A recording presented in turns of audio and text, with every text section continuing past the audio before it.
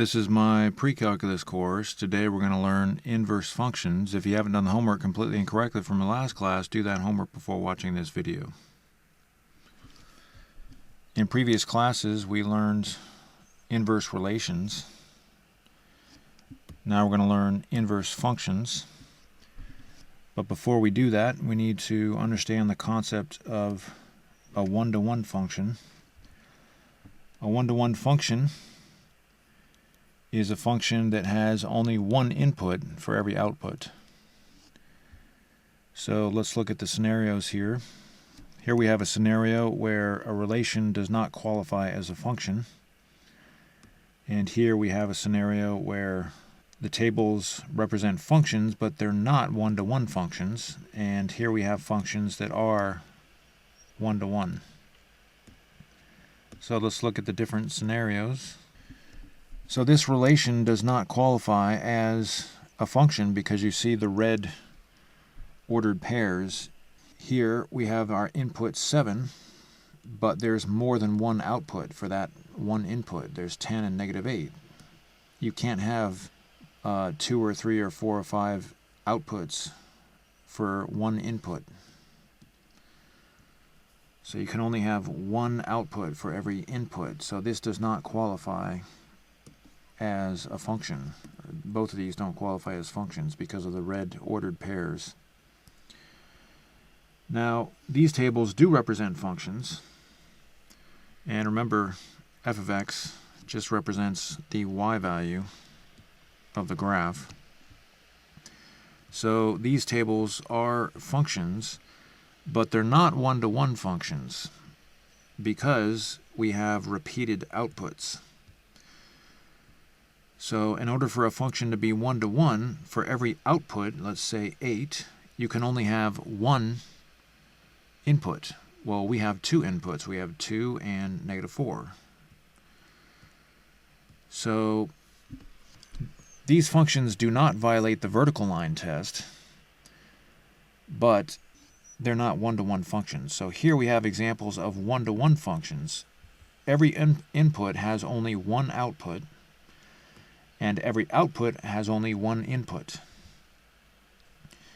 Now, these are repeated values, but they're not repeated in the same row. So, I know this is kind of a confusing topic, but let's do some practice problems to help us. Again, we're going to need to understand the concept of a one-to-one function to help us study inverse functions. These problems say relations are written below in table form. Some of the tables could represent functions that are one-to-one. Some of them could represent functions that are not one-to-one. And some cannot represent functions at all. For each table, write one-to-one function, or not a function. So we're going to get some practice with this.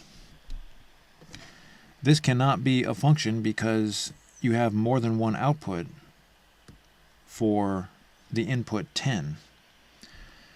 So this is not a function.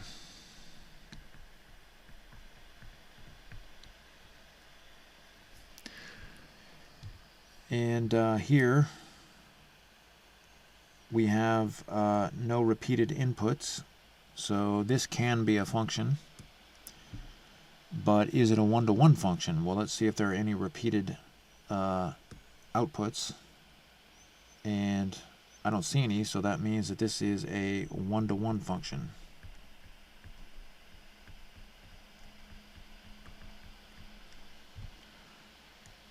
Let's look at this table down here. Do we have any repeated inputs? I don't see any repeated inputs. So that means that this can be a function. But is it a one-to-one function? Well, we see here we have repeated outputs. So for every output, there can only be one input if it's a one-to-one function. But for 31, we have 2 inputs. That's not allowed. So this is a function, but it's not a one-to-one function. So we just say function. And what about this table here? Can this represent a one-to-one function or a function or not a function at all? Well, we have repeated inputs. So this function would violate the vertical line test. This is not a function.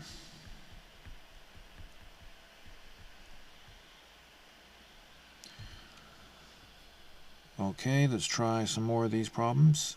How about this one? Do we have any repeated inputs? Looks like we do not have any repeated inputs, so that means this can be a function. But is it a one-to-one function? Do we have any repeated outputs? And the answer is no, we do not. So this is a one-to-one function. For every input, there's only one output, and for every output, there's only one input. Okay, let's try another one. Do we have any repeated inputs? Doesn't look like we do. So this can be a function, but is it a one-to-one function? Do we have any repeated outputs? Yes, we do. We have a lot of repeated outputs. So it's a function, but it's not a one-to-one function. So there you go. Let's try a couple more of these. So are there any repeated inputs? And it looks like there are. And by the way, I'm going to highlight the relevant parts of the graphs here, so you can go back and see exactly what the important parts of the graphs are.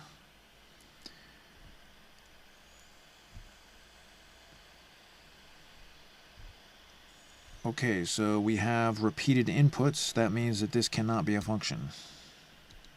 Not a function. So we're just practicing in order to understand the concept of a one-to-one function. And of course, we're also reviewing the idea of, or the definition of a function, the restrictions on relations, so that they qualify as functions. So do we have any repeated inputs? Doesn't look like it. So this can be a function, but is it a one-to-one function? Do we have any repeated outputs? Doesn't look like we do. So this is a one-to-one function.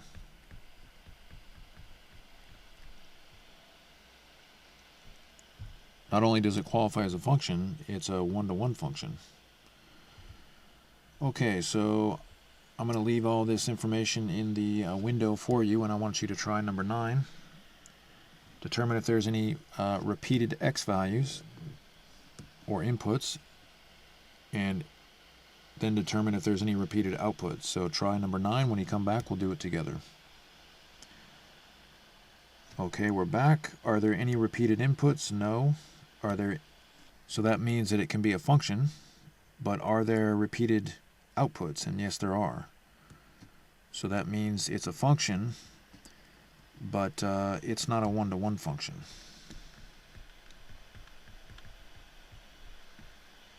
If you got that right, excellent. Try number 10. When you come back, we'll do it together. Okay, we're back. Are there any repeated inputs? And the answer is yes. We have -9 and -9. So that means that this cannot be a function.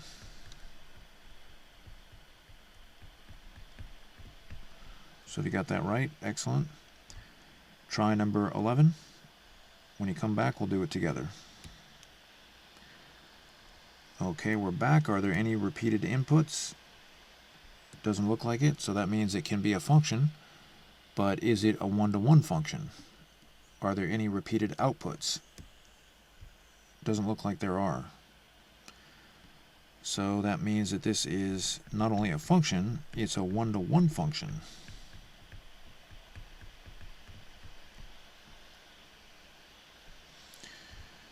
So if you got that right, excellent. Try number 12. When you come back, we'll do it together.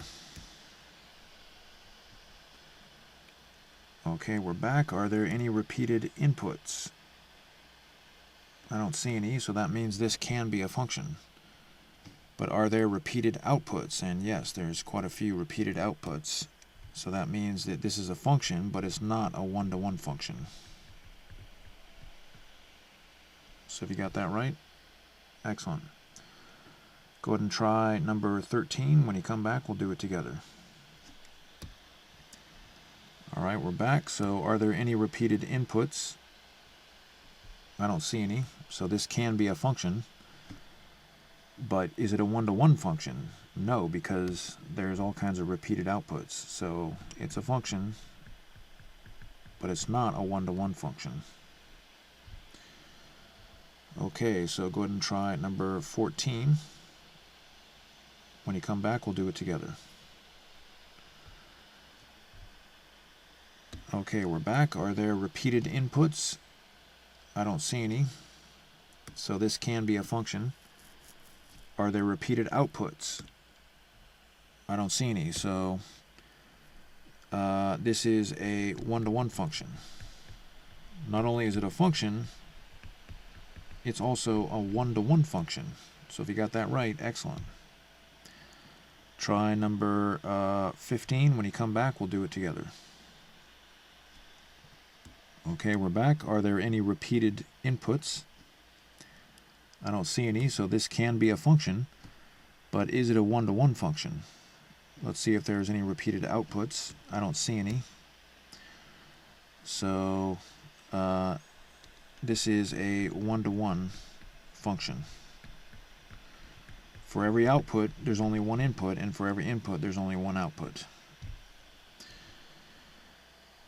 Okay, try number 16. When you come back, we'll do it together. Okay, we're back, so let's determine if this is a function.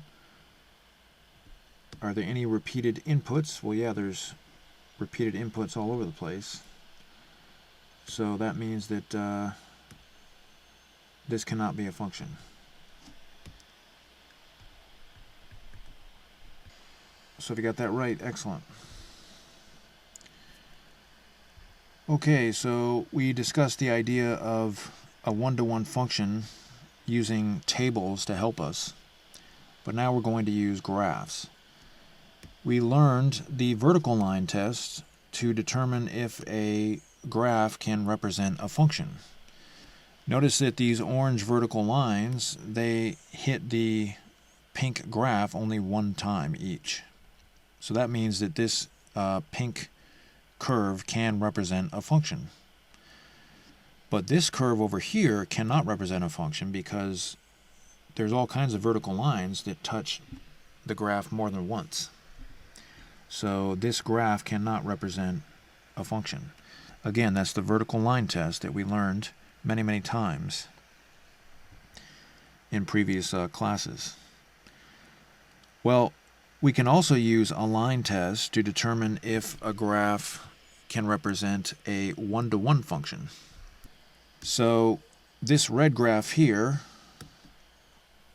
represents a one-to-one function because horizontal lines only touch the red graph one time each.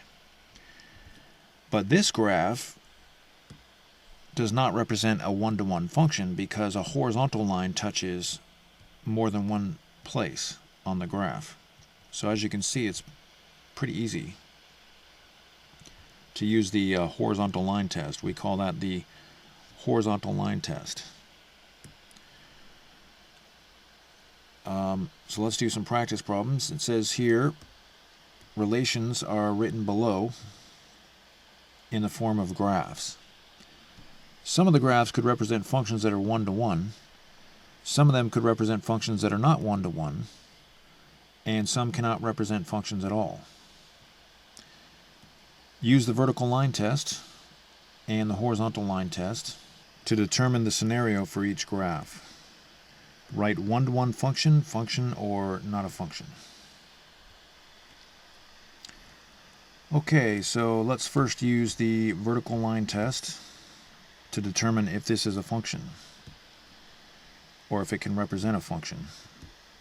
So if you draw vertical lines, each vertical line only touches once on the graph.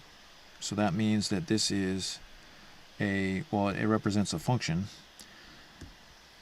So now we need to figure out if it can be a one-to-one function, and we just draw horizontal lines, and we can see that the horizontal lines only touch the red graph once. So that means that this is a one-to-one function, or it can represent a one-to-one function. So we're using both the vertical line test and the horizontal line test. So let's draw vertical lines to determine if this graph can represent a function, and you can see that the green lines only touch the red graph once each. So this can represent a function, but let's draw horizontal lines. And do the horizontal lines only touch the red graph once each? Yes, they do. So that means that this graph can represent a one-to-one function also.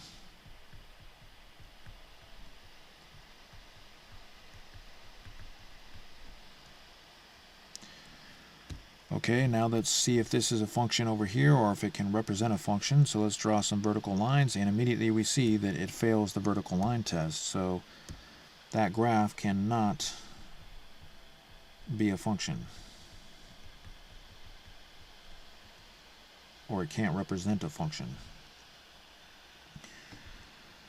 Okay, so let's do the vertical line test, and we see that the vertical lines only touch the red graph once each. So this can be a function.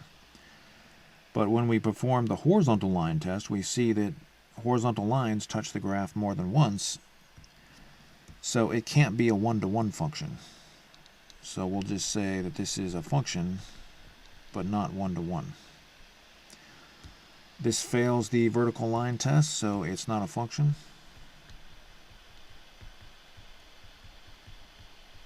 The graph does not represent a function. This passes the vertical line test. Vertical lines only touch the red graph once, but it fails the horizontal line test, because the horizontal line touches the red graph more than once. So this is a function, but it's not a one-to-one function. Okay, and this graph passes the vertical line test, so it's a function. It also passes the horizontal line test, so it's a one-to-one function.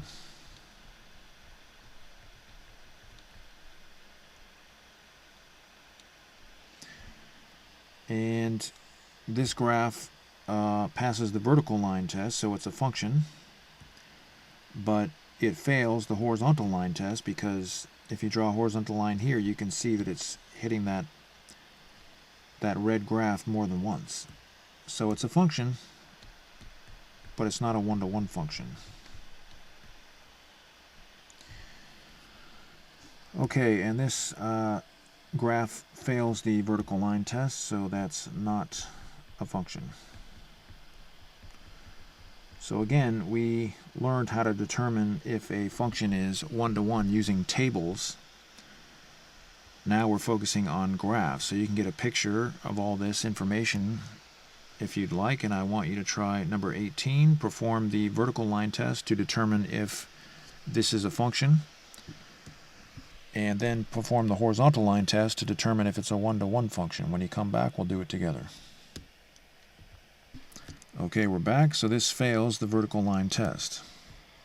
So this is not a function. In other words, it cannot represent a function. Okay, so go ahead and do the same thing for all these graphs here. When you come back, we'll do it together. Okay, we're back. So this graph passes the vertical line test, so it's a function, but it does not pass the horizontal line test. So it's not a one-to-one function, but it is a function.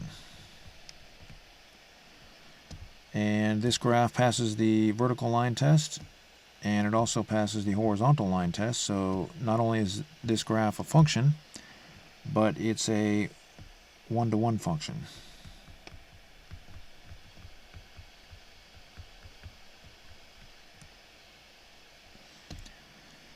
And this graph passes the vertical line test.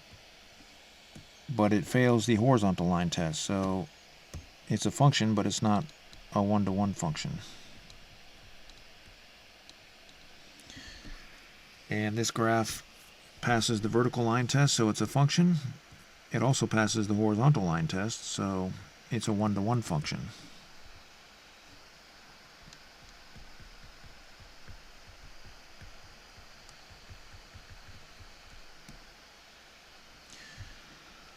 This fails the vertical line test, so that's not a function.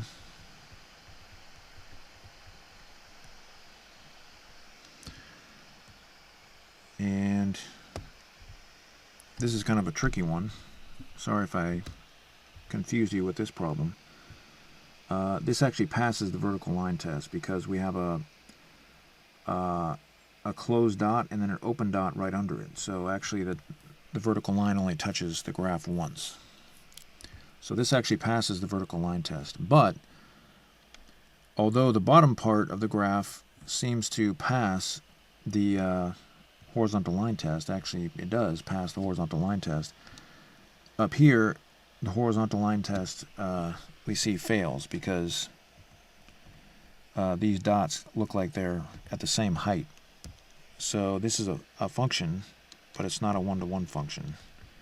So sorry if I kind of confuse you with that problem. And this fails the vertical line test.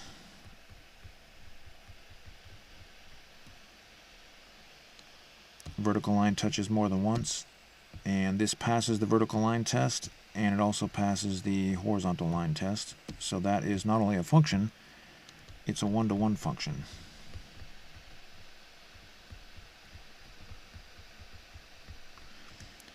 So if you got those right, excellent. Okay, so now that we know the concept of a one-to-one function, we can move on to inverse functions, and this is really the primary thing that we're going to talk about today. We discussed inverse relations in the previous classes. So to explain, let's say again you start out at your house and then you go to the park and then you go to the store and then you go to the beach. If you go in the exact opposite direction, that would be the inverse. So inverse means going in the opposite direction or the opposite operations. So if I start at the beach and I go right back to my house, that would be the inverse set of operations. You can think of the operations as the roads you're using and the transportation you're using. That gets you to the beach. If you do the inverse operations, you use the roads and the transportation to get to your house. That's just an analogy. So again, that's the idea of an inverse relation. But now we're talking about inverse functions, and it's the same principle. An inverse function is just a function that performs operations that are the reverse of another function. Now, in my trigonometry course, we learned that the inverse of the sine function is notated with a -1 superscript. This is very, very confusing. Very, very confusing. Because when we want to square the sine function, for example, we would write a superscript there. So if you see a superscript there that says -1, then technically what that should mean is 1 over sine x. Well, that's not what it means. This means sine inverse, which is not the same thing as 1 over sine x. Now you're probably wondering, well, why would they use such complicated notation? Well, mathematicians don't always use the best notation. Sometimes they use notation that is pretty bad, horrible. An example of that is function notation. We learn that parentheses indicate multiplication. Well, with function notation, that's not correct, so they're violating the rule, which makes it very difficult to learn mathematics. but unfortunately that's the notation that mathematicians use. So remember, when you see a -1 here, that does not mean 1 over sine x. Remember, we learned with our exponent rules that x to the -1 is 1 over x to the +1. Or you can use any power, really. Just say x to the -b is equal to 1 over x to the +b. That's exponent rule number 8. So, this is the type of notation that we're going to use. If f is a function, then this notation is called f inverse. It does not mean 1 over f of x. Okay. It's the opposite operations. So again, that's very, very confusing, but just be aware of that. We're going to talk about that more in the future. So let's read this here. It says, two functions are inverses if for every point x f of x on the graph of one function, there exists a point f of x x on the graph of the other function. So it's just like when we switch the x's and the y's for relations. Remember, if you want to find an inverse relation, you just switch the x's and the y's. But in order for the inverse of a function to qualify as a function itself, the original function has to be 1-to-1, because sometimes the inverse relation doesn't qualify as a function. So it's much easier to explain with examples than to go on and on about the logic. So let's first use tables to understand. It says each table below represents a function f. Write the values of the inverse function, and again we call that, we use this notation to indicate the inverse function. Now, if this original function here is not 1-to-1, then that means that the inverse is not going to qualify as a function. So we have to omit certain values in order to make it qualify. So let's do some example problems, because again, it's hard to understand until we do some examples. Okay, so this table represents the inverse function. So we're just going to find the values of the inverse function, the x and y values in the graph. So remember, to find an inverse relation, you just switch the x's and the y's. So that's what we're going to do for functions. So if we want to find the points on the inverse graph, we just switch the x's and the y's.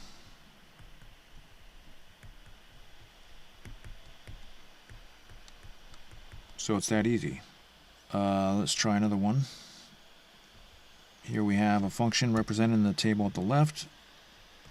And now to find the inverse function, I'm just going to switch the x's and the y's, or the x values and the y values.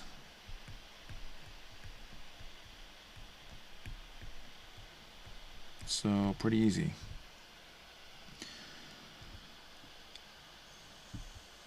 Alright. So let's do a couple more of these. But with these functions here, we're going to have a problem, because this is not a 1-to-1 function. So watch what happens when we try to find the inverse function. So I'm going to switch the x's and the y's.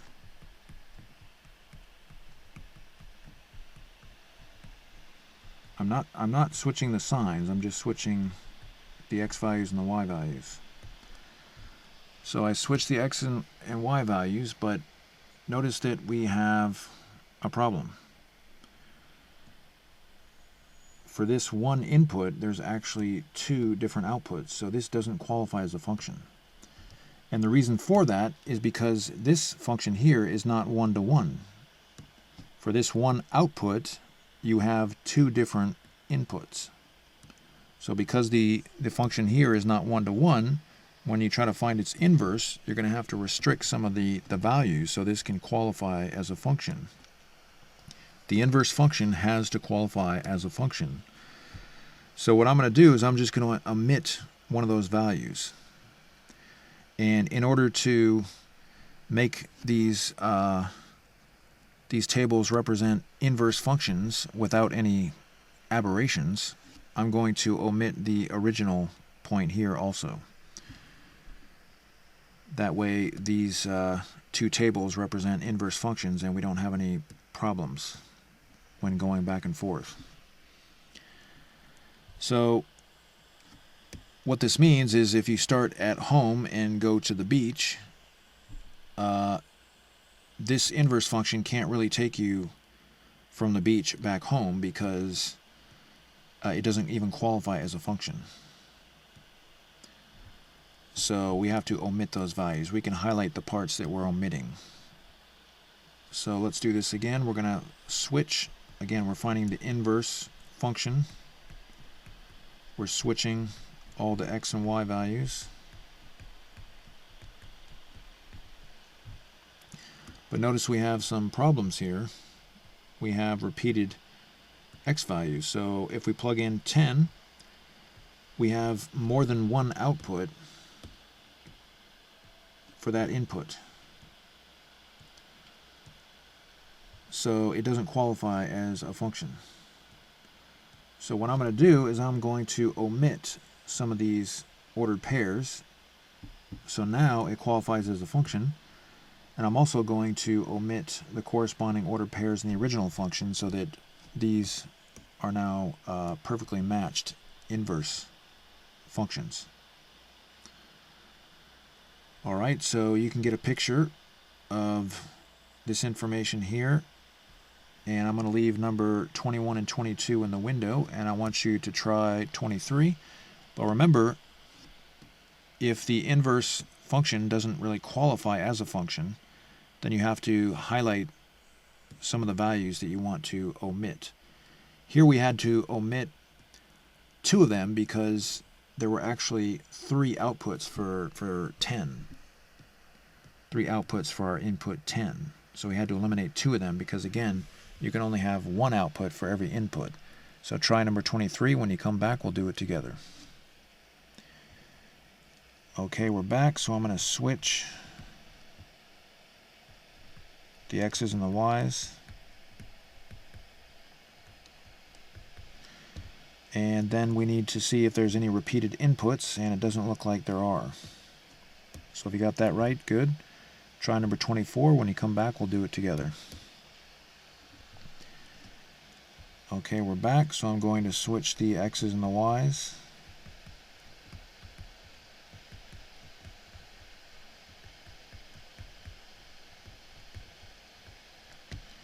And do we have any repeated inputs? Doesn't look like we do, so that's all we need to do for that problem. So if you got that right, good job. Try number 25. When you come back, we'll do it together. Okay, we're back, so I'm going to switch the x's and the y's.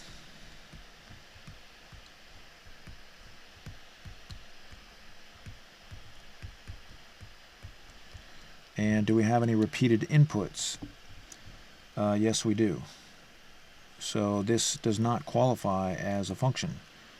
So I'm going to omit one of those, and then in order to make these perfectly matched inverse functions, I'm going to omit the corresponding ordered pair in the original function. Okay, so if you got that right, good job. Try number 26. When you come back, we'll do it together. Okay, we're back. So switching the x and y values.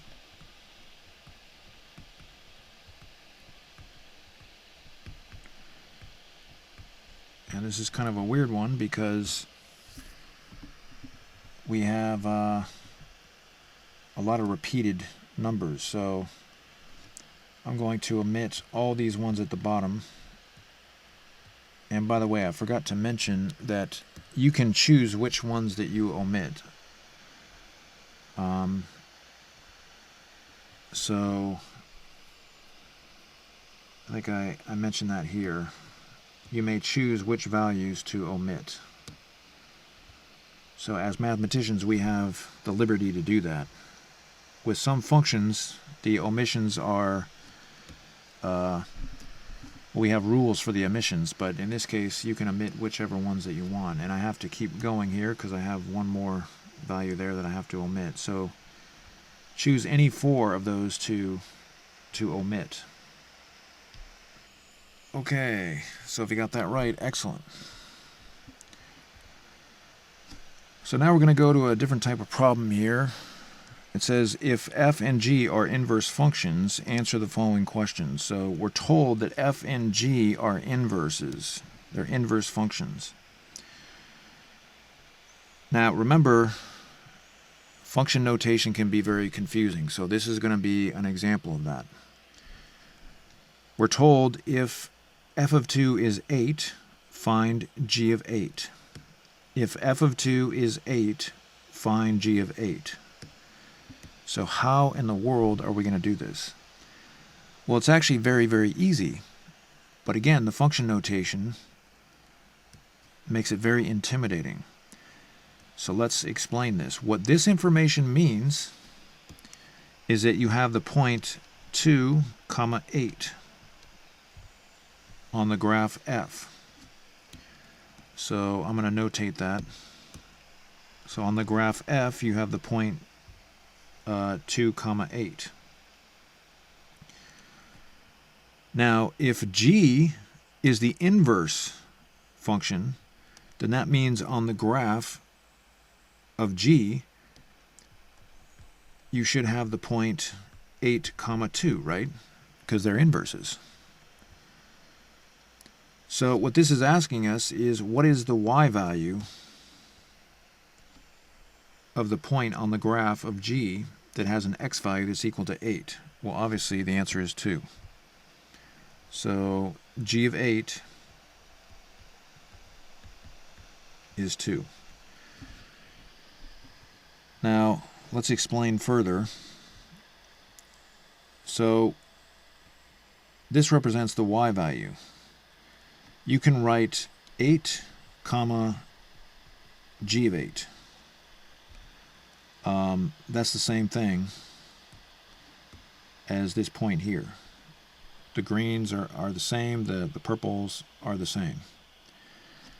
And that's the same situation over here. Instead of writing 2, 8, you could have written 2, f of 2. So this notation represents the y value, and obviously this yellow number is the x value.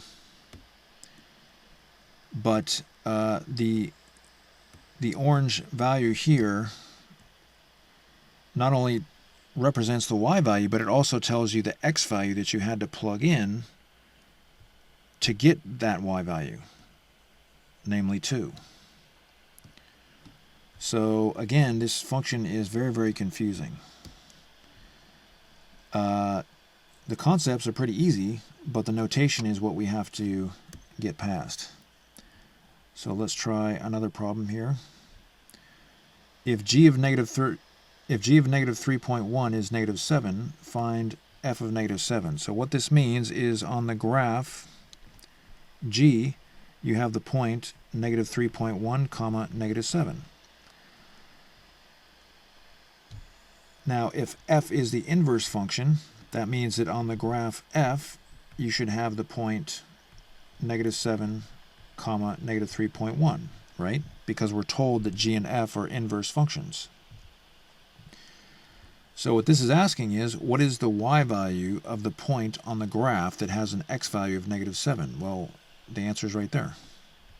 That's all that's asking. Again, this represents the y value if the x value that you plug in is negative 7. So we're looking for f of negative 7, which is negative 3.1. So again, I know you're probably thinking, can this get any more confusing? Well, it's just the notation that mathematicians use, but the good news is the more that you use the notation, the easier it's going to be for you to understand what's being asked. So this information here tells us that on the graph f, we have the point negative 4, 3/7. But because we're told earlier that f and g are inverse functions, that means that we know on the graph of G we must have the point 3/7, -4/5, because they're inverse functions. And this represents the y value of the point on the graph of G if the x value is 3/7. So G of 3/7 is -4/5.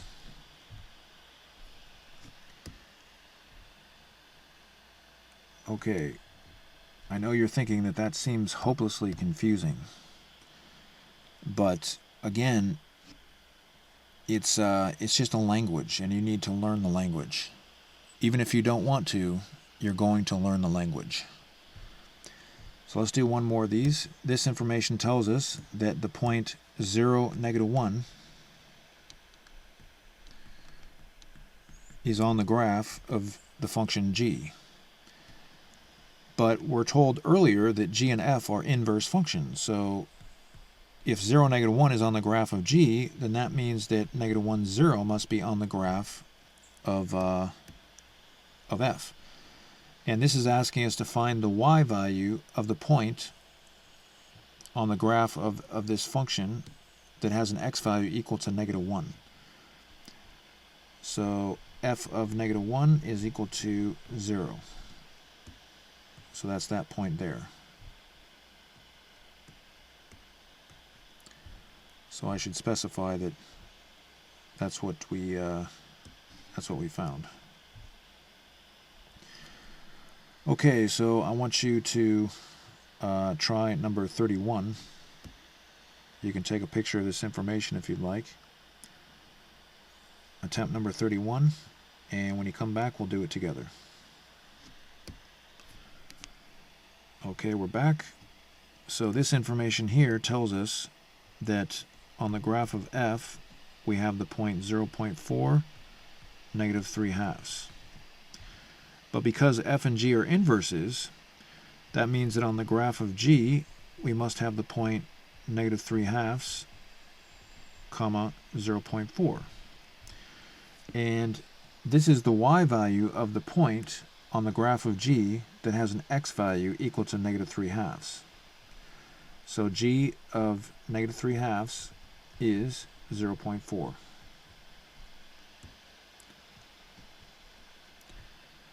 Okay. Very, very confusing notation. So try number 32. When you come back, we'll do it together. Okay, we're back. So this information tells us that on the graph of G, we have the point 10, 17. Again, this point here can be called G of 10. This is G of 10. But because they're inverse functions, we know on the graph of f, we must have the point 17, 10. So what the problem is asking us is to find the y value of the point on the graph of f that has an x value equal to 17. Well, that's just 10. That's just this number here. So you got that right. Excellent. Try number 33. When you come back, we'll do it together. Okay, we're back. So this information tells us that on the graph of f, we have the point -6, -9. But because g and f are inverses, we know on the graph of g, we must have the point -9, -6. So what this problem is asking us is to find the y value of the point on the graph of g that has an x value equal to -9. So that's that number there. So you got that right? Excellent. Try number 34. When you come back, we'll do it together. Okay, we're back. So this information tells us that we have a point on the graph of g, -9.7, 8/11. But because g and f are inverse functions, on the graph of f, we must have the point 8/11, -9.7. And what the problem is asking is the y value of the point on the graph of f that has an x value equal to 8/11. and that's of course just negative 9.7.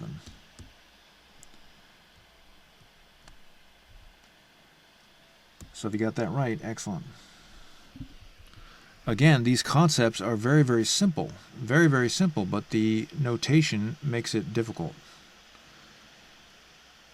Remember, our primary objective in any math course is to learn the language that you use to describe the math. The primary objective is not learning the concepts. Obviously, we have to learn the concepts, but that's not the primary objective. The primary objective is learning the language that you use to describe the concepts. 95% of what we're doing here in these particular problems is learning the language, not necessarily learning the concepts, because the concepts are very easy. So now we have the same type of problems. There's no difference whatsoever, except instead of g, we're going to call the inverse function f inverse. So if you have any function f, you can call the inverse function f inverse.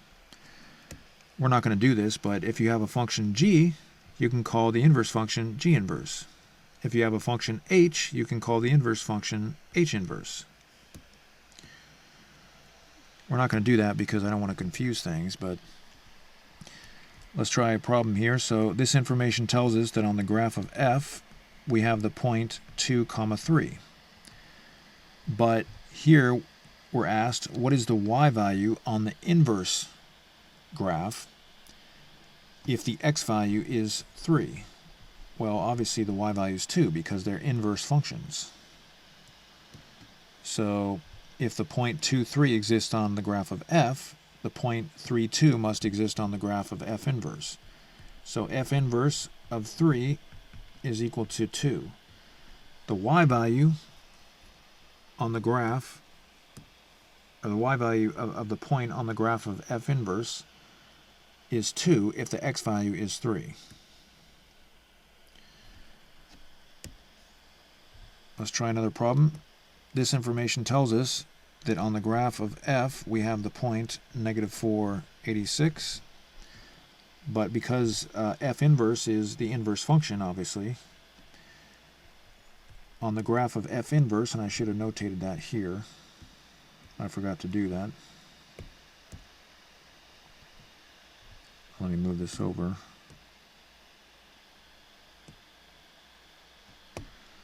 On the graph of f inverse, we should have the point 86, -4. So what the problem is asking us is, what is the y value of the point on the graph of f inverse that has an x value that's equal to 86? And obviously that is -4. So that's the value that we're looking for. All right, let's try another one of these. Now we're going kind of in the opposite direction when it comes to the notation. We can start with f inverse. It doesn't make any difference. These are inverse functions. We know that just by looking at the notation. So on the graph of f inverse, and by the way, I forgot to write an arrow there. On the graph of f inverse, we have the point 18, 16.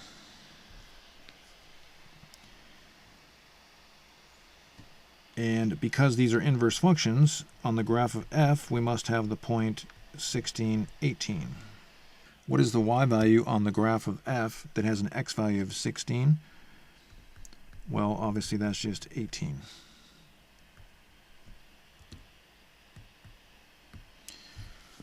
Okay, so let's try one more of these. If we have the point 3/10,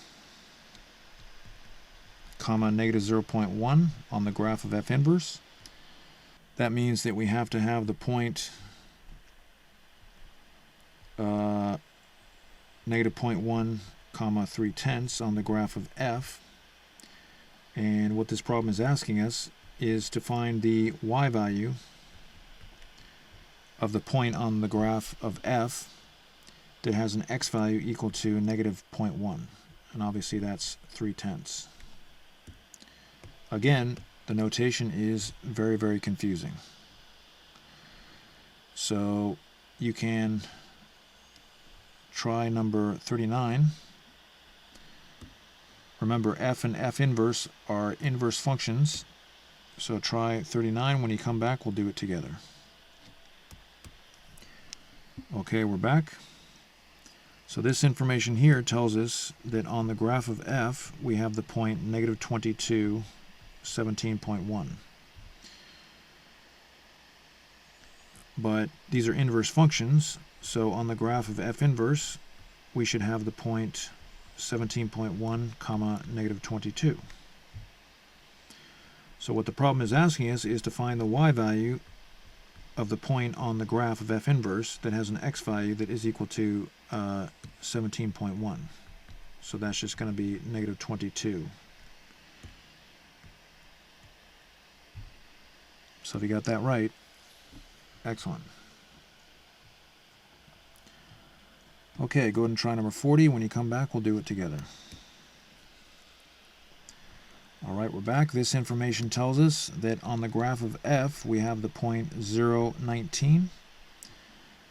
And because these are inverse functions, on the graph of f inverse, we should have the point 19, 0. And what the problem is asking us is to find the y value of the point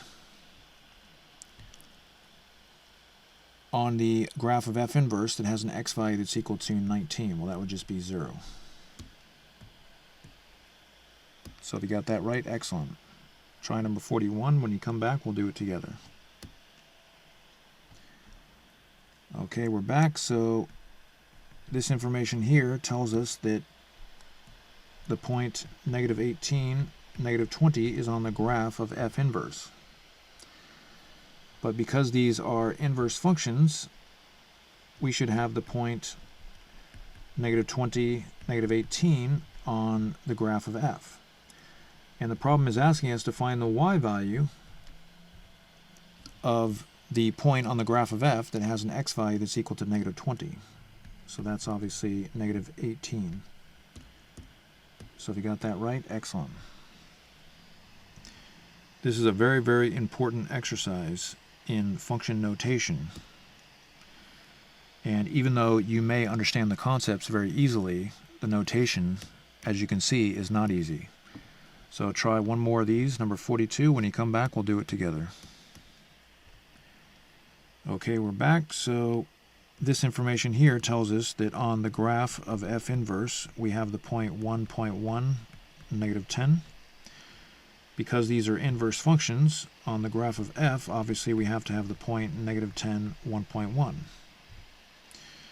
And the problem is asking us to find the y value of the point on the graph of f that has an x value of negative 10. So that would just be 1.1. So if you got that right, excellent. Okay, so we dealt with tables that demonstrated inverse functions, and we worked with the notation that we use for inverse functions. And now we're going to find the graph of an inverse function.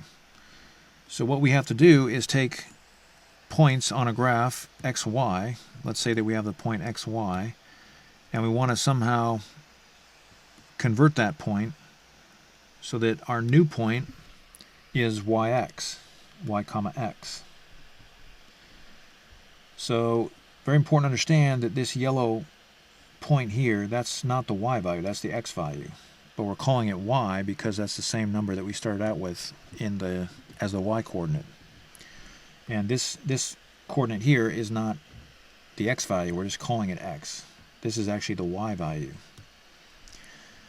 So how do we do this? How do we convert a graph so that the new graph is the inverse, or it represents the inverse function? Well, what we're going to do is we're going to reflect across the y-axis, just like we did when we were finding the inverse relation. We're going to reflect across the y-axis, and then we're going to rotate 90 degrees. And whenever you rotate, you must have a center of rotation. So the center of rotation is going to be the origin. So we're rotating around that center. So picture an axle going straight into the page, and this is rotating around it.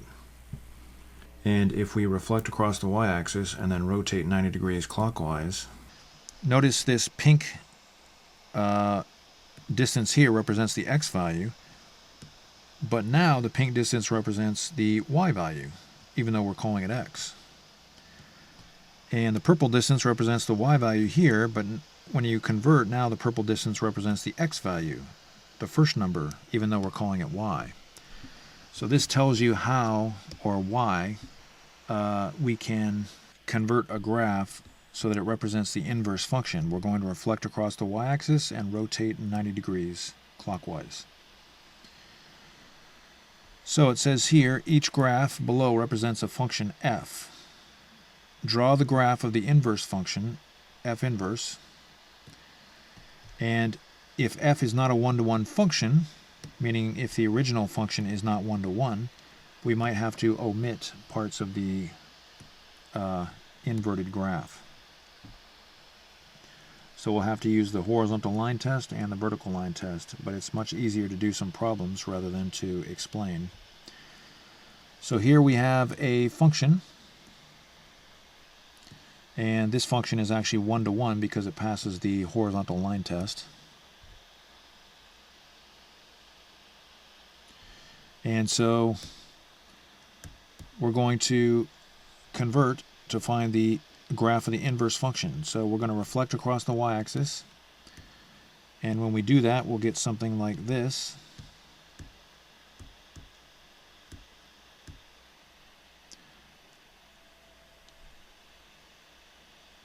Your graph doesn't have to look perfect.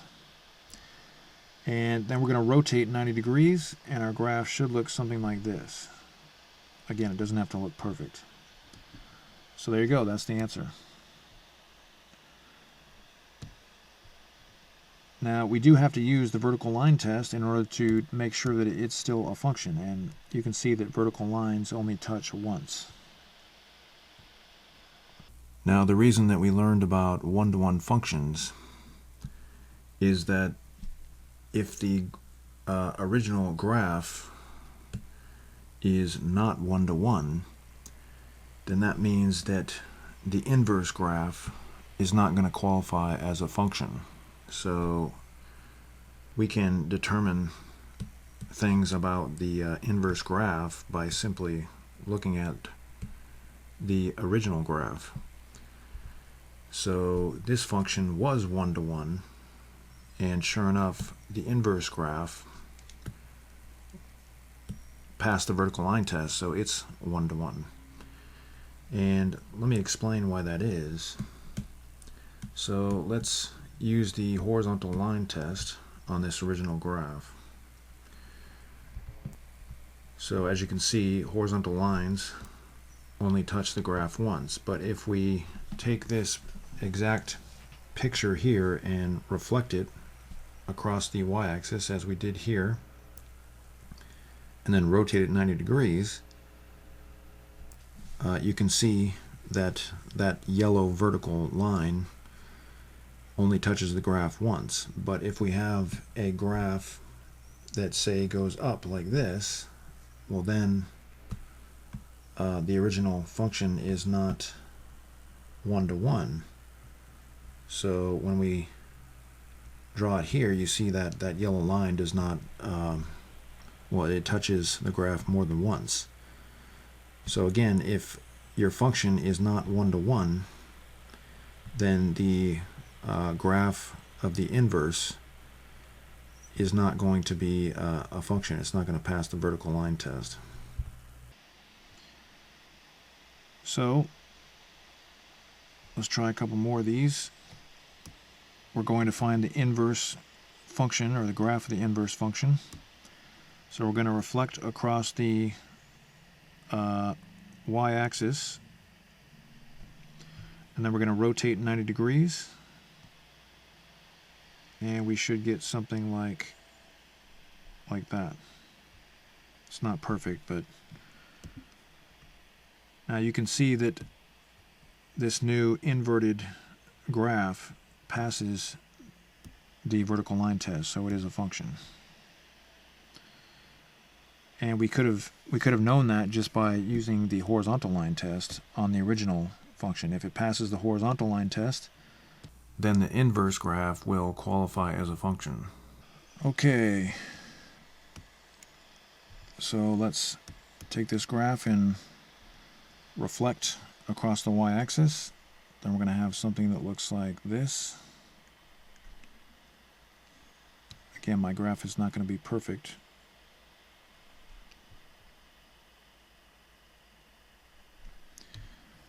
So we reflect it across the y-axis. Now we're going to rotate 90 degrees clockwise, and we get the following.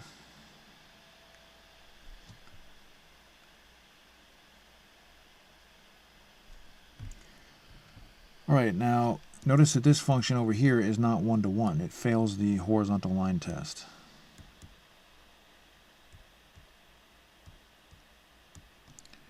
So if you draw horizontal lines, they hit the graph more than once. So that means that when you draw the inverse graph, it's not going to qualify as a function. And sure enough, when we do the vertical line test, it doesn't qualify.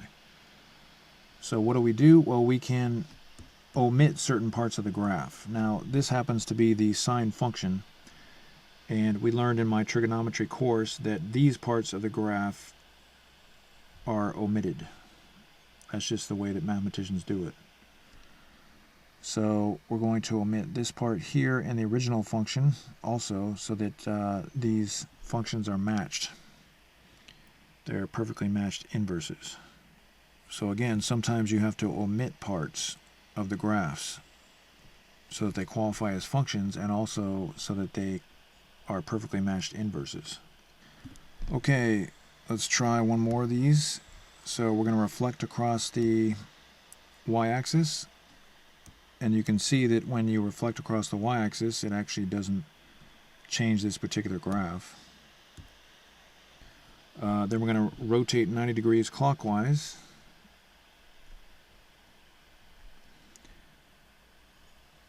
And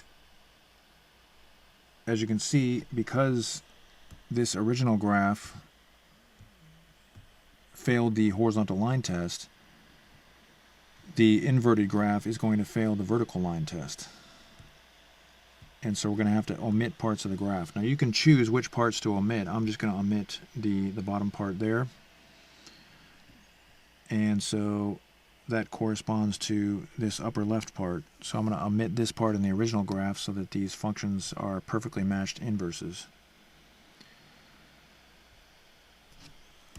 So that is the graph of the inverse function. So you can take a picture of this information here if you'd like. And I'm going to leave numbers 44 through 46 in the window, and you can try number 47. When you come back, we'll do it together. Okay, we're back. So we're going to reflect across the y-axis. That gets us a graph that looks something like that. And then we're going to rotate 90 degrees, so our graph looks something like this. And because the original graph passed the horizontal line test, the inverted graph passes the vertical line test, so we don't have to omit any parts of the graph. So if you got that right, excellent. Try number 48. When you come back, we'll do it together. Okay, we're back. So I'm going to reflect across the y-axis.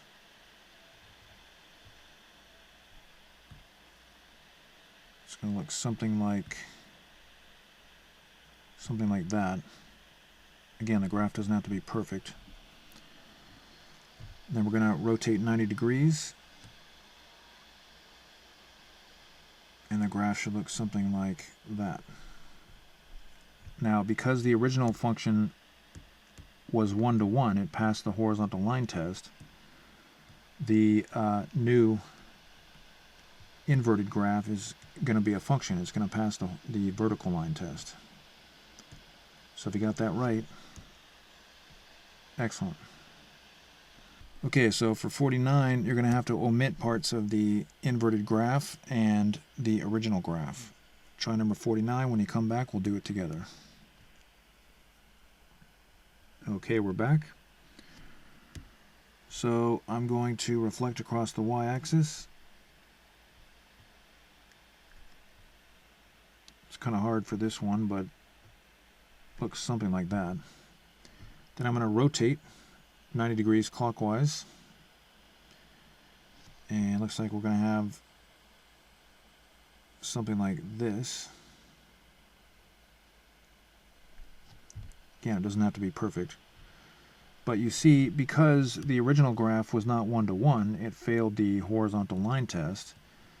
The inverted graph is also going to fail the horizontal line test. So I have to omit parts of the graph, and I'm going to omit this upper half, or the upper part there. So that means this part here has to be omitted. Now, you may choose to omit other parts of the graph. For example, you may choose to omit this part and this part, and this part and this part in the original graph, so you can do that if you want. There's multiple ways to do it, but I'm going to omit this top part here. So if you got that right, excellent. Sorry that graph was a little difficult to draw. But remember, it doesn't have to be perfect. We're just understanding the concepts here. So try one more of these problems. You're going to have to omit parts of this graph. When you come back, we'll do it together. Okay, we're back. So we're going to reflect across the y-axis, and you can see that the graph's not really going to change when you do that. And then we're going to rotate 90 degrees.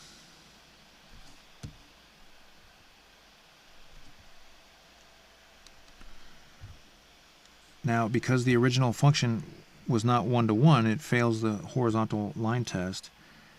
The inverted graph is going to fail the vertical line test, which means that this cannot be a function unless we omit certain values. So I'm going to omit the bottom part here, which corresponds to this part at the left here. All right, so if you got that right, excellent. I know that these omissions seem sort of trivial, but this is actually an important concept in the math curriculum. And we already learned that when studying inverse trigonometric functions in the previous course. So now we're going to focus on equations, because we talked about inverse functions represented with tables. We talked about inverse functions represented by graphs, and of course the next issue is finding the equation of an inverse function. So here we have an example. We have the function 2x plus 3, and we're told to find the inverse of that function. So what this function tells us to do is start with an input and then multiply that input by 2 and then add 3. Isn't that what it tells us? Remember, we learned the order of operations in my arithmetic course. So the order of operation tells us to multiply first, then add. Unless we have parentheses, then we could add first and then multiply. Namely, if we had this situation here, this means to add first, then multiply, right? So that is the function. The function tells us to multiply by 2, add 3.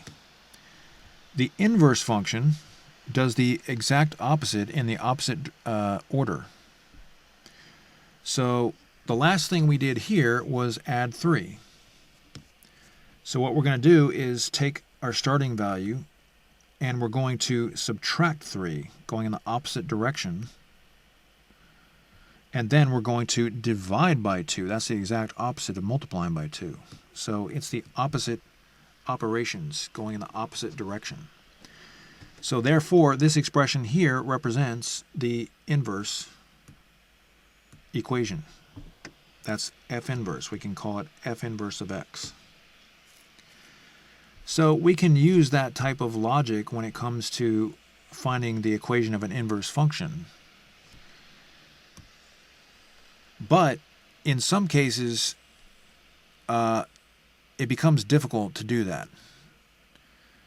Now, we're not going to go over those examples today, but it's not always easy to use this logic when you're trying to find the inverse function. We'll go over those examples in the next class. But because it's not easy to use this logic, we're going to come up with a set of steps that we can use to find the equation of any inverse function. So we have a function down here, and we're just going to follow these steps. So you can take a picture of these steps if you want to. I would suggest doing that. So step number 1, we're going to change f of x to y. The only reason that we're going to do that is it makes it easier for us to work with that letter. We don't want to keep writing f of x over and over again. It's kind of tedious to have to do that. So now in step 2, we're going to change y to x, and we're going to change x to y. So we just switched. We switched the letters. Do you see that? We switched the letters. Now we're going to solve for y in the third step. Solve for y means we want to get y by itself. We don't want that 3 there, and we don't want that 8 there. We want y by itself. We don't want a negative symbol either, or a minus symbol. So I'm going to add 8 to both sides, and then I'm going to cube root both sides.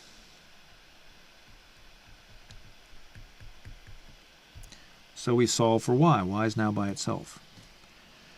In step 4, we're simply going to change y to f inverse of x because we're done.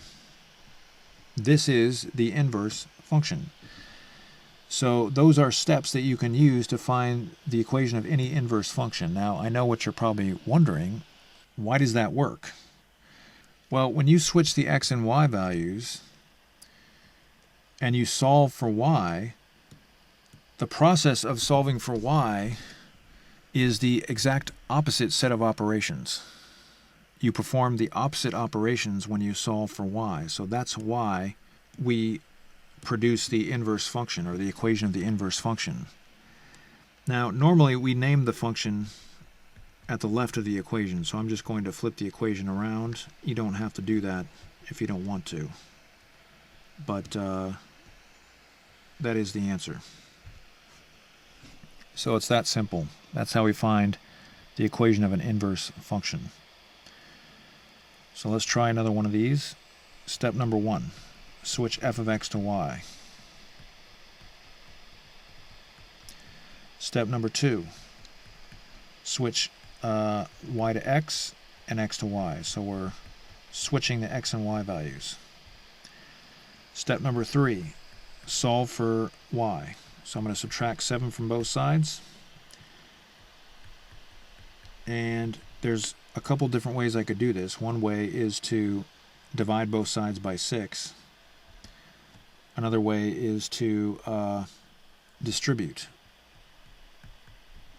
the 6. You can do it however you want to do it. I'm just going to distribute. So then we subtract 60 from both sides, and we get negative 67. And then we divide both sides by 6. And that is our inverse function. We just have to name it f inverse. So f inverse is x minus 67 over 6.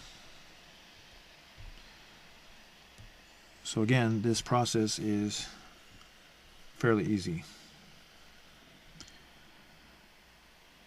And that was step 4, by the way. So remember, there's 4 steps to this. Once we find our inverse function, we have to name it f inverse. Okay, let's try a couple more of these problems before you try one on your own. So we have a function, and we're going to find the equation of the inverse function. So we're going to switch f of x to y. And then we're going to replace y with x and x with y. Switch the x and y's. Then we're going to solve for y, so I'm going to multiply both sides of the equation by 4. And maybe I'll notate that. At this point in your math education, you really shouldn't have to have somebody notate that for you. But just in case there's any confusion, we're multiplying both sides by 4. And we get 4x is equal to y plus 2 because these cancel out. That's the whole point of that. Then I'm going to subtract 2 from both sides. And we're done. We solve for y. But now, the fourth step, remember, is to change y to f inverse of x because that is the inverse function. But typically the function is named on the left side of the equation. So I'm going to flip it around. Okay, so let's do one more of these so you can get the hang of this. Just one more, and then you can try some on your own. So I'm going to change f of x to y. And in step 2, we're going to change y to x and x to y. And then in step 3, we're going to solve for y. So I'm going to subtract 7 from both sides. Then I'm going to divide both sides by -4.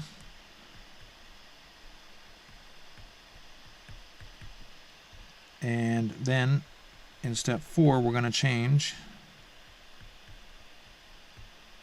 y to f inverse of x.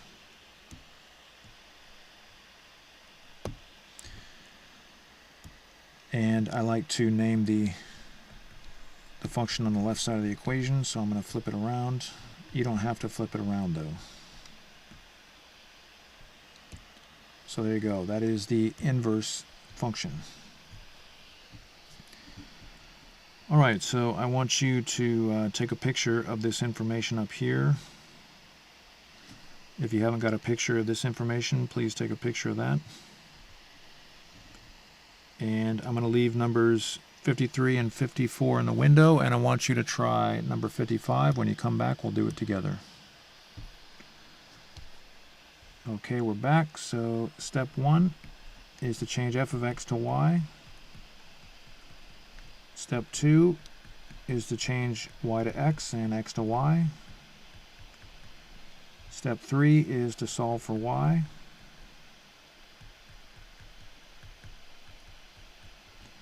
And I'm going to multiply both sides of this equation by 2. You don't need to show that, but I'm going to show it. So you can use distribution over here. You don't really need to. You can just keep it as 2 times x minus 10. That's fine. And I'm just going to keep it that way because it requires more work. It's not really necessary to distribute. So now step 4 is to change it to f inverse of x, and I like naming the function on the left side of the equation, so I'm just going to flip the equation around. Okay, so if you got that right, very good. Go ahead and try number 56. When you come back, we'll do it together. Okay, we're back. So step 1 is to change f of x to y.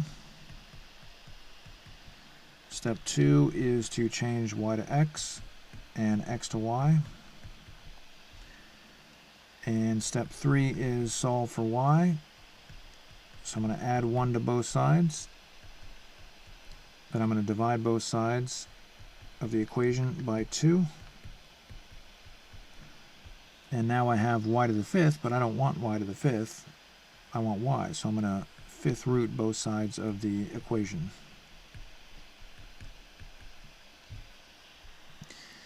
And now we're ready for step 4. We're just going to change y to f inverse of x because that's the inverse function. And if you want to, just to make it nice and neat, you can flip the equation around, but you don't really have to. Okay, excellent. If you got that right, good job. So you can take a picture of these problems if you want to. And again, I'm going to give you one more chance to take a picture of this information. And I want you to attempt number 57. When you come back, we'll do it together. Okay, we're back. So I'm going to change f of x to y.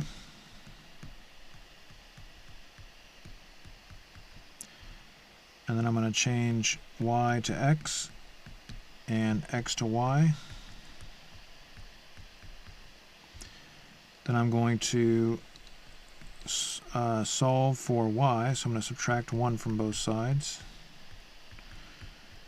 And I can distribute the -2 and then solve for y, but it's easier to just divide by -2, to be honest with you. So I distributed in the other problem. So I'm going to choose the alternate method to solve for y in this particular example, just so you can see both methods. So I'm going to divide both sides by -2. Then we have x minus 1 over -2 is equal to y minus 4 because these -2's cancel out. And then I'm going to add 4 to both sides. And there you go. We're done with step 3. We solve for y. And now I'm going to change y to f inverse, or I'm gonna rename it f inverse. So if you got that one right, very good. Excellent. Okay, so let's do one more of these problems. Try number 58. When you come back, we'll do it together. All right, we're back. So I'm going to find the inverse function. I'm going to change f of x to y. And step 2, I'm going to change y to x and x to y. And then I'm going to solve for y.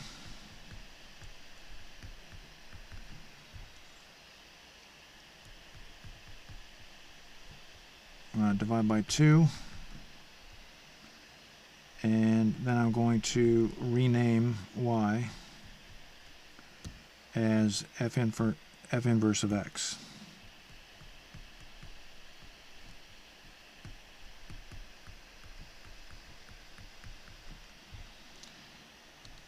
And again, you don't have to, but I just prefer to keep the name on the left side. And that's how you're going to see function notation usually written, with the name written on the left side of the equation. By the way, we learned in geometry that that's the symmetric property of equality, when you can flip an equation around. At this point in your math education, you know that that's just the same thing. Okay, so now we're going to move on to exponential functions. This is exponential because the variable is in the exponent. So let's find the inverse function. We reviewed logarithms and exponents in the previous class. So we should be ready for this. First step is to change f of x to y, and the second step is to change y to x and x to y. The third step is to solve for y, but how in the world are we going to do that? Because y is an exponent. Well, we can't do it. There's nothing that we can do here. We're stuck. Unless we know how to notate the value of an exponent. Remember, this is what you tell your calculator if you want to find the value of an exponent. We don't know what x is, so we can't say what the actual number is. So we have to write an expression that symbolizes what the exponent is, and that expression just happens to be the same expression you use in your calculator. So y, the exponent, is equal to log base 8, that's always the base, that's that subscript. Y is equal to log base 8 of x. Whatever is on the other side of the equation goes in the log function. Please understand that this is not conceptual. It's just notation. That's all it is. So you either memorize the notation or you don't. That's your two options. Either memorize the notation or don't memorize it. But if you don't memorize it, you're not going to be able to complete this course. So now we're going to rename y f inverse of x, and we're done. So that is the inverse function. So we need logarithms to find an equation of the inverse function. I know it's kind of annoying to have to use logarithms, but sometimes you just have to use those. Don't be confused by the letters here. Again, it's just notation, that's all. Alright, let's try another one of these. We're going to change f of x to y, that's step 1. Then we're going to switch y to x and x to y. Then we're going to solve for y, but we certainly can't do that unless we have an expression that represents y. And that's going to be log base 7 of x. Now we can change y to f inverse of x, and we are done. That's the inverse function. Now, it doesn't matter if you write y over here and log base 7 of x over there. It makes no difference at all. Okay, so I want you to try number 61. And when you come back, we'll do it together. Okay, we're back. So step 1 is to change f of x to y. Step 2 is to change y to x and x to y. Step 3 is to solve for y, but we can't do that unless we have log notation. So we're done with step 3. Step 4 is to change y to f inverse of x because this is now the inverse function. So if you got that right, excellent. I know logarithms are annoying because we need advanced mathematics sometimes to calculate them. But again, the log notation is just what we notate for the value that we get when we use advanced mathematics.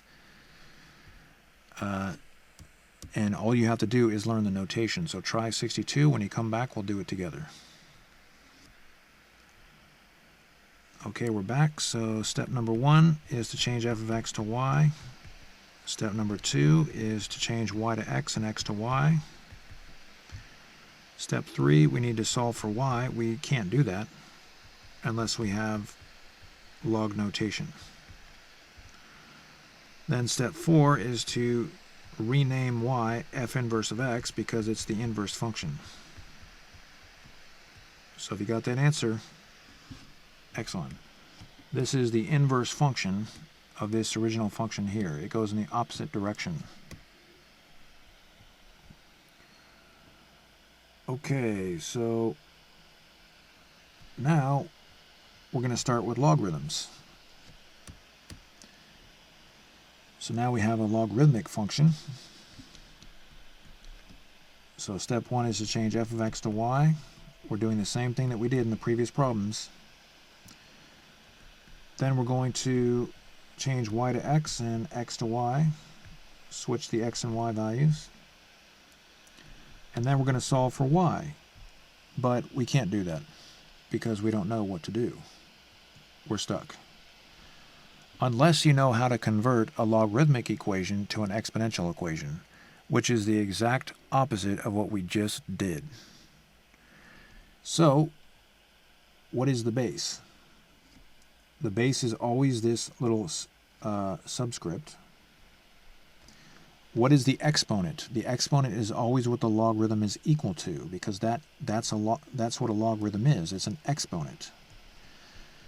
And whatever's in the log function, that goes on the other side of the equation. Now again, you could write it as 9 to the x is equal to y. That's okay. It doesn't make any difference. But we're done with step 3. We solve for y. Y is now by itself. So now we can rename y f inverse of x, and you see now we have an exponential function. So these functions are inverses of each other. Let's try one more of these. Step 1 is to change f of x to y. Step 2 is to switch the x and y variables. And now we have to solve for y, but we can't do that. We're stuck. Unless we know how to translate a logarithmic equation into an exponential equation. So remember, the base is always the little subscript here. The exponent is what the logarithm is equal to, and whatever's in the log function goes on the other side. And it's probably better to flip this around. I just prefer it that way. It doesn't really matter, I guess, but I just prefer it the y to be on the other side. So now we change y to f inverse of x. And there we have our final answer. So I want you to try number 65. And when you come back, we'll do it together. Okay, we're back. So step 1 is to change f of x to y. Step 2 is to switch the variables. And then step 3 is to solve for y, but again, we can't do that unless we know how to translate from a logarithmic equation to an exponential equation. So the little subscript is the base. What the logarithm is equal to is always the exponent. And whatever's in the log function goes on the other side. And again, I prefer to write it this way. It doesn't really matter. We just want the name of the function to typically be on the left side because we read from left to right. But you can write it the other way. It doesn't really matter. Okay, so if you got that right, excellent. Go ahead and try number 66. And when you come back, we'll do it together. Alright, we're back. Step 1 is to change f of x to y to make it easier for us to deal with the algebra. Now we're going to switch the variables. Now we have to solve for y. The little subscript is the base. The exponent is what the logarithm is equal to, and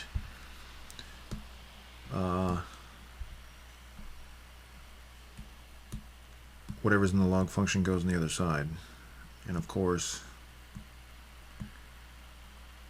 we then change y to f inverse of x, and we're done.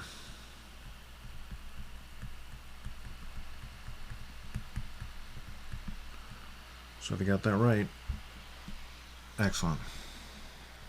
Okay, so now we're going to do the same type of problem, except we're going to encounter some issues. It says up here that we need to apply restrictions. And so let's see what happens here. We're going to follow the same steps. change f of x to y, and then switch the variables.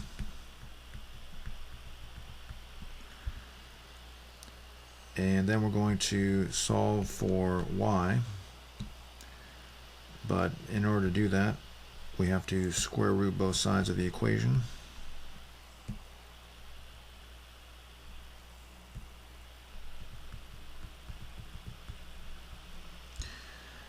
And the plus or minus symbol typically goes on the side of the equation opposite the side that has the exponential expression.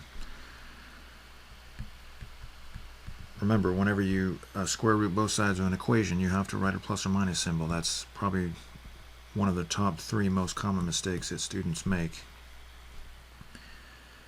So then we're going to add 2 to both sides.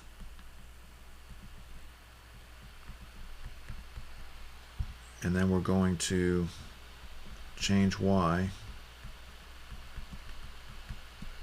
to f inverse of x. So there's our inverse function, but we have an issue here. Let's say that we plug in 9 for x. So let's say that x is equal to 9.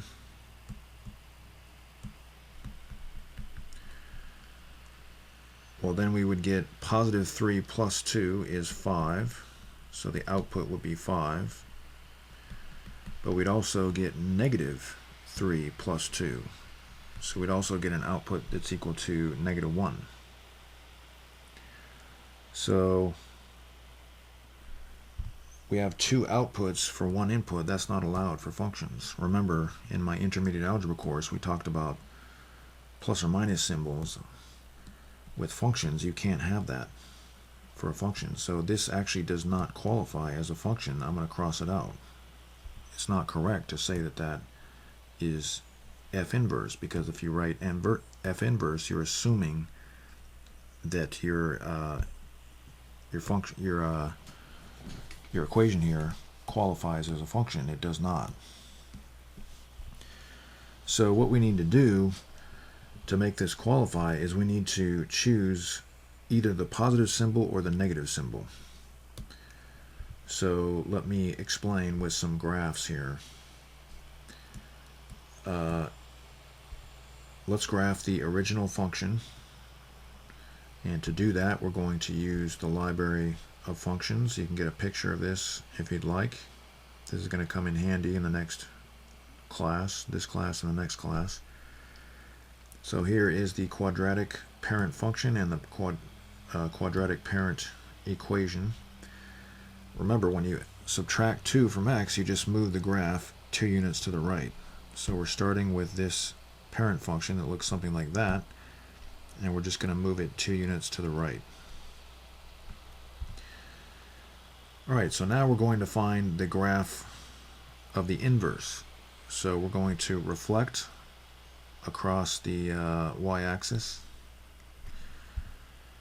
and then we're going to rotate 90 degrees, and we get something like this. Again, these graphs don't have to be perfect. Alright, so now you can see that this graph fails the vertical line test.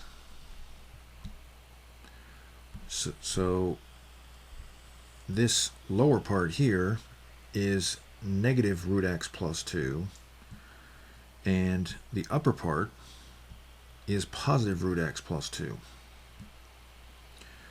So we need to get rid of 1/2 of that graph. So I'm just going to choose the lower half. You can choose whatever half you want. And then I'm going to rewrite f inverse, but I'm not going to use the negative symbol. I'm going to use the positive symbol. So there you go. There's the inverse function.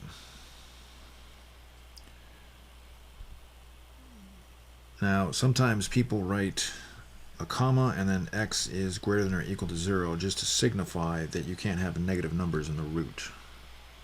I'm not going to require that you do that. In fact, I'm not going to even write that because it's just assumed when you see that expression you can't have a negative number in the root. So we have our inverse function. We've restricted the output values because we got rid of the negative symbol. So it seems that we're done, but actually we have one more issue that we have to deal with.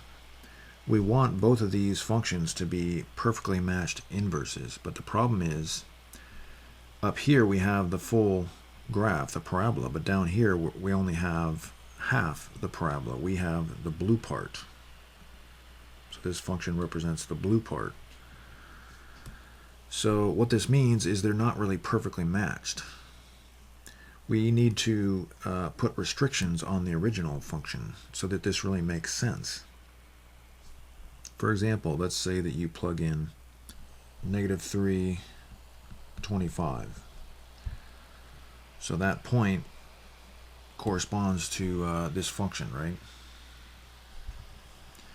So if this point is on the graph of the function, then the point 25, -3 should be on the graph of the inverse function. But the problem is it's not, because that yellow part was omitted. To demonstrate this, let's plug in 25 for x. Excuse me, we're going to plug it into the blue equation. So plug in 25 for x, and what do you get for the output? Well, you get 7. Well, this is not 7, this is -3. Well, what happened to the -3? Well, if you have your negative symbol here, if it's still on the root x expression, then when you plug in 25, then you're going to get -3. So there are some points on this graph that are not perfectly matched inverses for the graph of this equation here. So again, we cut off part of the graph. So what do? Well, we just go to the original function and we just restrict its x values. So we're just going to make x greater than or equal to 2. So what that means is we're going to keep this half of the graph, the blue half, and we're going to get rid of that yellow half. So we had to restrict what we got for our inverse function. We had to restrict the output values, and in the original function we had to restrict the input values in order to make them perfectly matched inverses. So I know that's kind of complicated, but this demonstrates some of the principles that we need to be thinking about with functions. So let's try another one of these types of problems.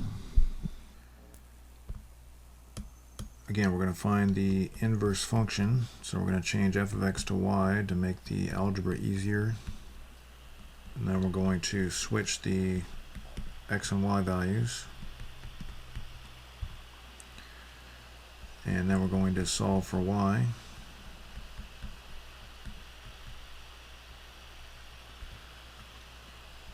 And to do that, obviously we just square both sides of the equation.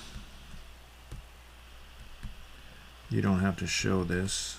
You don't have to show the steps necessarily. I do want you to show some intermediate math, but you don't have to show the squaring step. You just have to show the result after you square. So then finally we're going to rename y as f inverse of x. So at that point we're pretty much done. But again, there's going to be some issues that we have to deal with. Now this is a little different because in the previous problem the inverse function that we came up with was actually not a function. We disqualified it as a function. In this case we started out with a function and we still have a function. there's no plus or minus symbol on this expression here. There's no reason to believe that we're going to get two outputs for every input. If you plug in some x value, you're going to get a unique output for this. Now, how can we show that? Well, let's graph this inverse function. That graph is going to look something like this. So it passes the vertical line test. You draw vertical lines, and you can see that the lines touch the graph only one place. So this is a function, it's not a problem. But we do encounter an issue when it comes to matching these functions. We want them to be perfectly matched inverses. So in order to see why they're not perfectly matched inverses, let's graph the original function.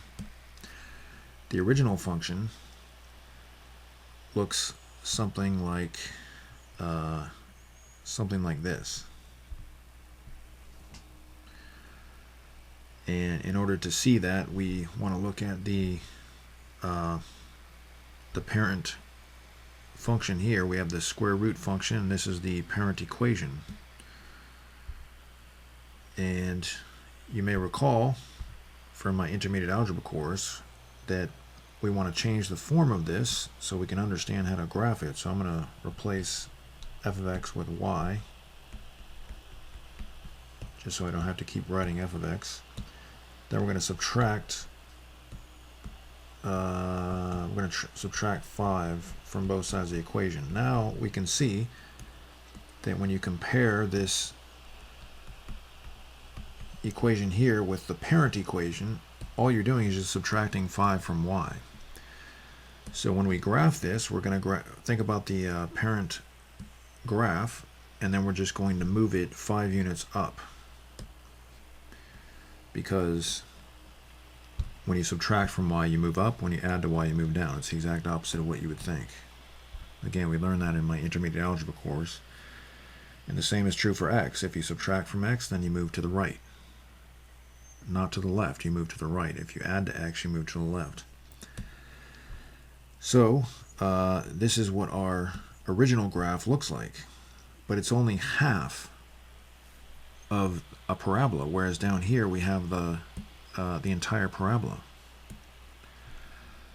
So this half up here that we want corresponds to this blue half here, and we want to cut this yellow part off, not because we're trying to make this a function, because it already is a function, it qualifies, but we're just trying to make these functions perfectly matched. So we only want the blue part down here. We don't want the yellow part. So what we do is we go to this expression here, and I'm going to rewrite that anyway because I prefer to name the function reading left to right. And then I'm going to restrict the x values. I want all the x values to be greater than or equal to 5. X is 5 right here, and you can confirm that just by plugging in values. So in the previous problem, we had to restrict the outputs here in the inverse function. Then we had to go back to the original function and restrict the inputs. Here, the inputs are already restricted. It's just assumed that they're restricted because we can't put in negative numbers into this for the inputs in that function. So we didn't really have to restrict here, it's already restricted. But down here, we had to restrict the x values so that now our functions are perfectly matched. Now, oftentimes you'll see these expressions with a comma, and it'll say x is greater than or equal to 0, but I don't really think that's necessary because, again, we can see that just looking at that equation, x cannot be less than 0. But you may see that restriction written in the textbooks. But long story short, that is the answer. So that is the blue part of the graph. So again, I know this is very confusing. It's very, very confusing. But when dealing with inverse functions, you do have to think about these concepts. So I want you to try number 69. Get a screenshot of 67 to help you. 67 will be a problem that's almost exactly the same as 69. And so when you come back, we'll do it together. Okay, we're back. So again, we're going to find the inverse function .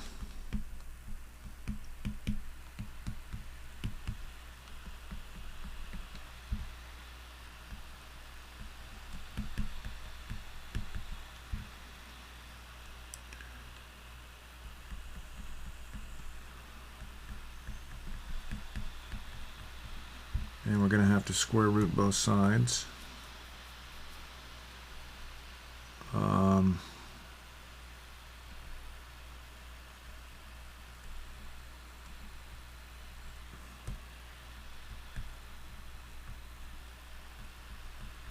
And remember, one of the top 2 or 3 mistakes that students make is when they square root both sides of an equation, they forget to write a plus or minus symbol.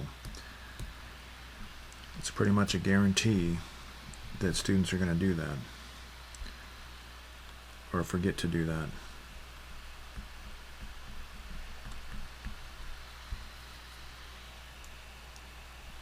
Okay, so we've completed step 3. Now we're going to replace y with f inverse, but immediately we need to stop and cross this out. That's not a function, because if you plug in some input x, you're going to get 2 outputs in many cases. So if you graph this, it doesn't pass the vertical line test. So in order to demonstrate this, let's graph the original function up here. Now, in order to do this, you're going to change f of x to y, and then you're going to add 1 to both sides. And now we're going to compare this. The graph of this equation here is the graph of this function here. We're going to compare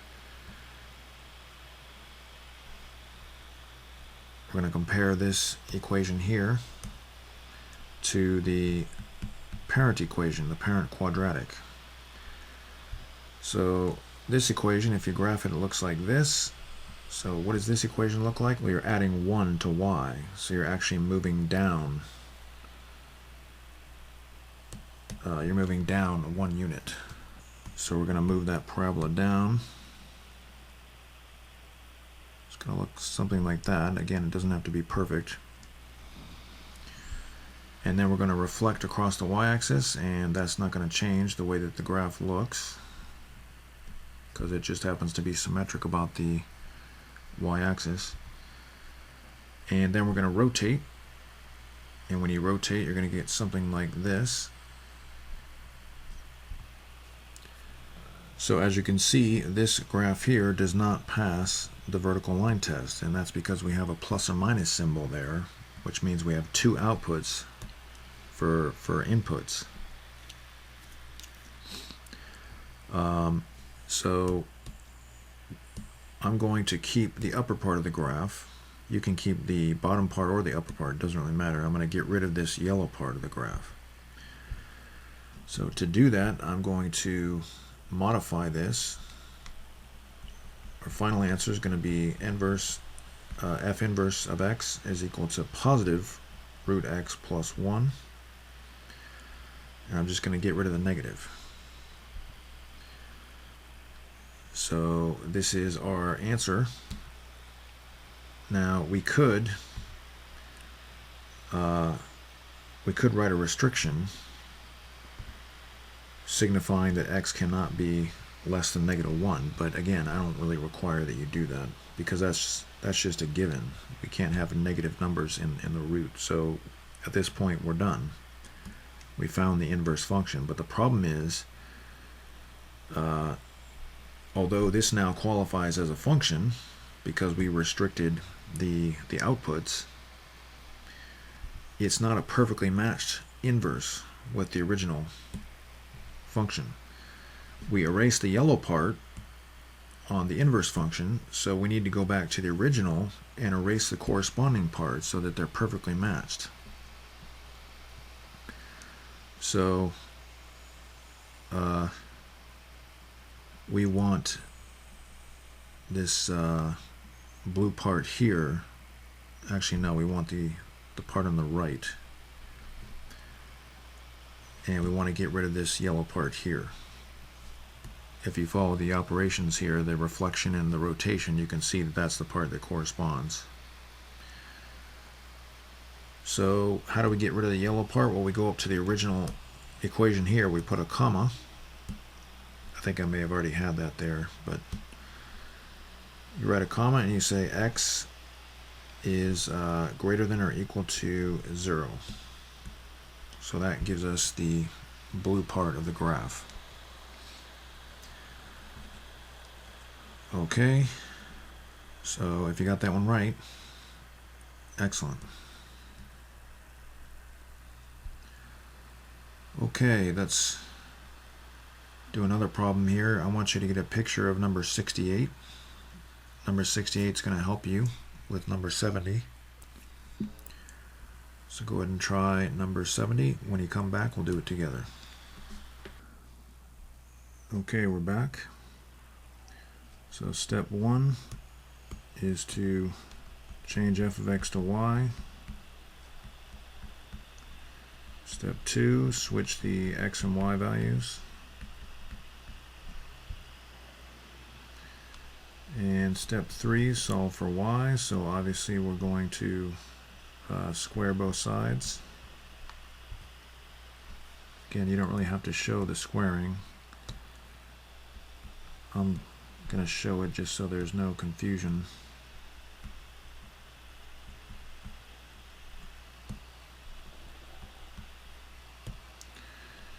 And we get x squared is equal to y minus 3. And then we're just going to add 3 to both sides. So we're done with step 3. And then we're going to change y to f inverse of x.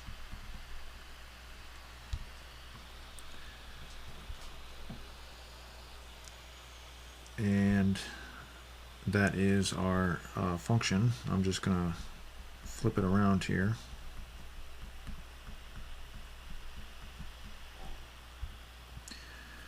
Now, notice we don't have a plus or minus symbol, so this actually qualifies as a function. Again, in the previous problem, our inverse expression did not qualify as a function because it had a plus or minus symbol, so we had to restrict the output values. We got rid of the yellow negative symbol here, you see. But in this case, our inverse does qualify as a function. It passes the vertical line test, and in order to demonstrate that, that's graph. So x squared, the parent function, would look like this. Now, if we change this f inverse expression to y and then put the 3 on the other side, we can see what we're doing is we're actually just subtracting 3 from y. The graph of this expression is the same as the graph of that expression. So if you take your parent equation, which is y equal to x squared, again, that graph looks like this. If you subtract 3 from y, all you're doing is just moving that graph up 3 units. So it might look something like this.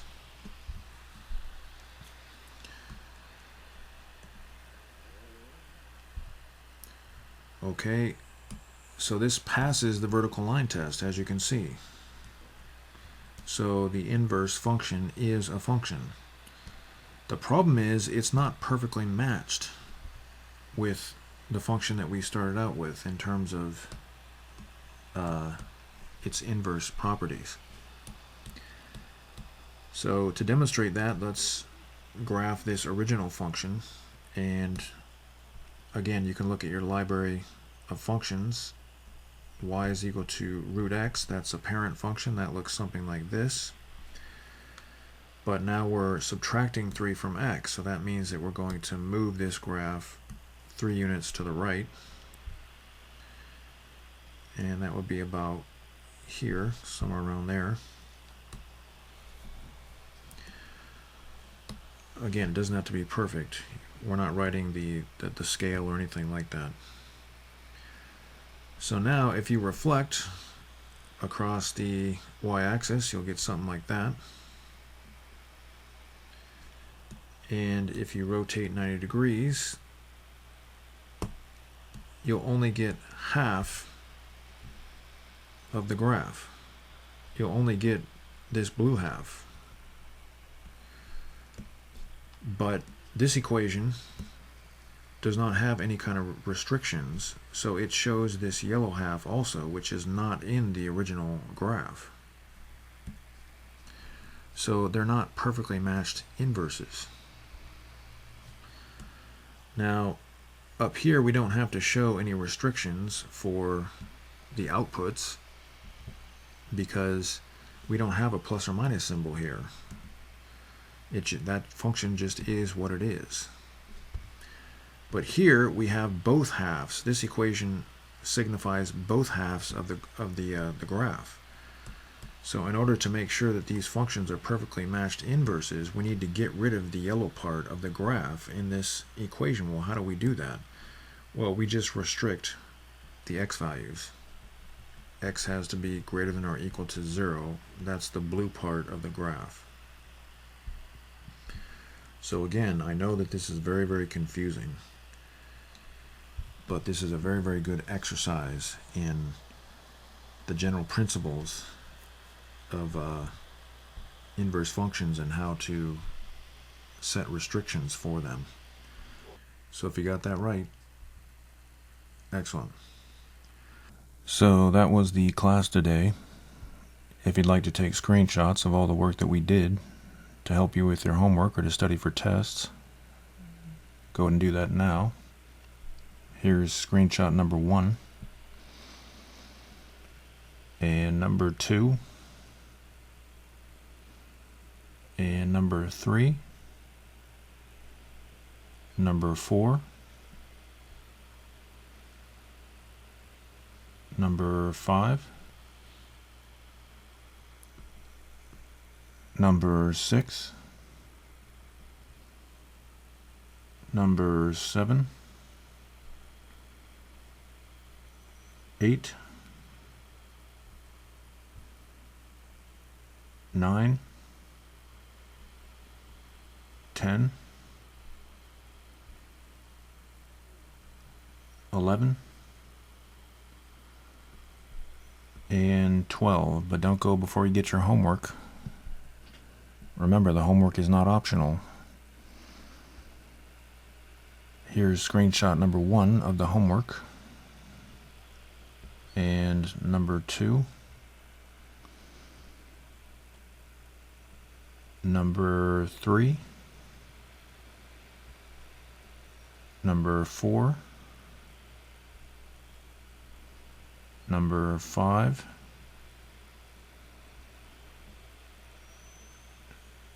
and number 6.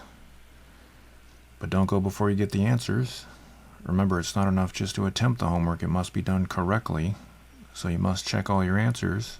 And if you get something wrong, go back and fix it. Here's screenshot number 1 and screenshot number 2 of the answers. So get that homework done completely correctly, neatly, and keep it in order in your binder. And I'll look forward to seeing you in the next class.